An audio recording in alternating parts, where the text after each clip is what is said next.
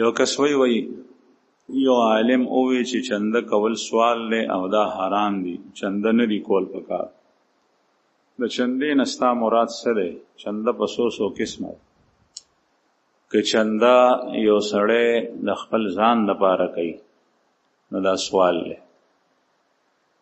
ما تراکا ته دومره راکا ته دومره راکا ته دومره راکا، دې لپاره چنده کول لا سوال.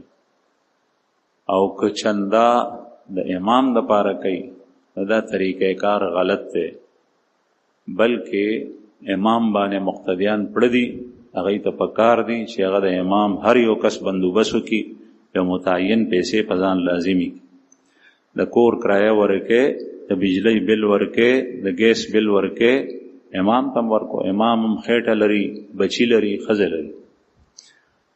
او د چندې دریم قسم دا دی چې یو سړی چنده د جماعت لپاره کوي، کټې خیدې په سړک باندې، دا چنده جایز ده لیکن ښه عمل نه دی، سپک عمل دی، هتک ته سپکاوی دی د جماعت. جماعت ضرورت که په هغه علاقه کې وي نو د هغه علاقې مسلمانان د جماعت په جوړولو باندې پړ دي، هغوی ته پکار دي چې جماعت جوړ کړي، په هغې کې سرمایه ولګوي، کور جوړوي، په کور کې د ملمزه جوړي، بیٹک جوړي، بیت الخلا جوړي، برچخانه جوړي د پخلی سے. نو په هغه معاشره کې او سوسایټي کې ځان د لپاره جماعت نشي جوړولای. دا مسلمانان دي که يهوديان دي، دوی ته دغه وخت په سړک باندې چنده کول نه، بلکې ټول حال ترجمه شي وال د جماعت جوړ. او چې پوخ جماعت نشي جوړولای شاندار، نو وړوکې دي جوړ کی، چې هغه نشي جوړولای د خټو دي جوړ کی، د خټو نشي جوړولای لوخه دي ودرې پکې دي مشهورو کی جماعت دار.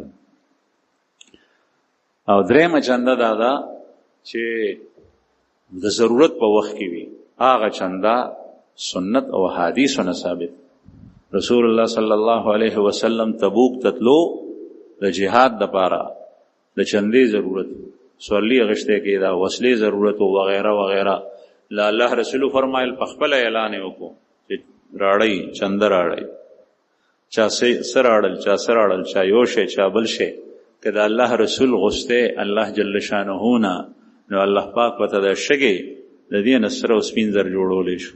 لیکن دا د مسلمان لپاره امتحان دی، ازمیخت دی چې دې ورکوي او کنه د خدای په مال کې. دا چنده نه صرف دا چې دا جایز ده، بلکې د سنت نه ثابت. دغه سي د جماعت لپاره، مدرسې لپاره چندم شو، او هغه په لاره کې کټه چول هغه لږه سپکه طریقه